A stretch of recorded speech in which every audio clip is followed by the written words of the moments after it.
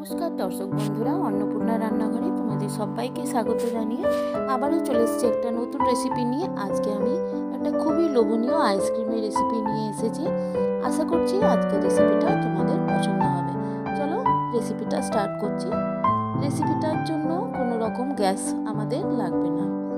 তো এখানে আমি একটা মিক্সিং বোল নিয়েছি, আর তার মধ্যে আমি মেজারিং কাপের 1 কাপ দুধ নিয়েছি, আর সেই মেজারিং কাপে 1 কাপ আমি নিয়ে নিয়েছি গুঁড়ো দুধ, আর 1 কাপ আমি চিনি নিয়েছি। এবারে আমি খুব ভালোভাবে মিক্সচারটাকে মিক্স করে নেব, যাতে করে কোনো রকমের লাম্পস না থাকে। এখন আমি এর মধ্যে অ্যাড করছি ক্রিম। তো আমি এখানে ভ্যানিলা ক্রিম নিয়েছি, তোমাদের যে স্বাদটা পছন্দ হয় তোমরা সেই রকম ক্রিম নিতে পারো। তো যার জন্য আমাকে আরও এক্সট্রা কোনো ফ্লেভার অ্যাড করতে হবে না। তো দেখো ক্রিমটাকেও আমি খুব সুন্দরভাবে মিশিয়ে নিয়েছি।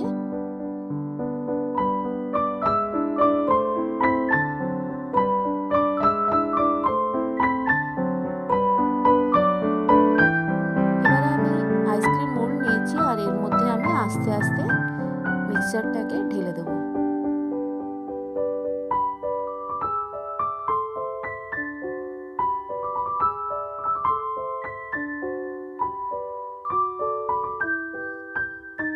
এবারে আমি অ্যালুমিনিয়াম ফয়েল নিয়েছি, আর অ্যালুমিনিয়াম ফয়েলটাকে খুব ভালো করে চেপে চেপে আইসক্রিম মোল্ডের উপরে সেট করে নেব।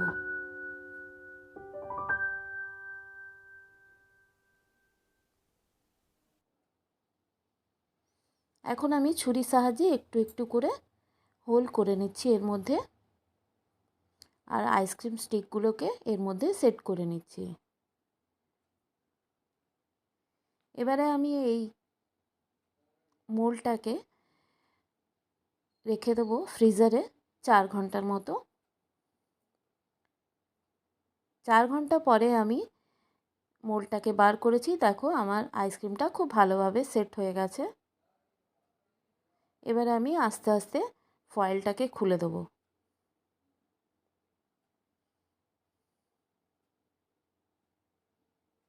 এখন আমি আইসক্রিমগুলোকে একটা ট্রের মধ্যে বার করে নেব।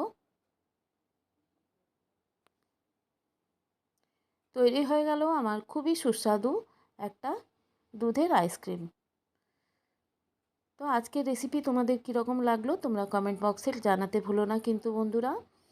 আর তুমি যদি আমার চ্যানেলে নতুন হও তাহলে আমার চ্যানেলটাকে সাবস্ক্রাইব করতেও ভুলো না বন্ধুরা। এভাবেই আমার পাশে থেকো। আজকের মতো এখানেই শেষ করছি।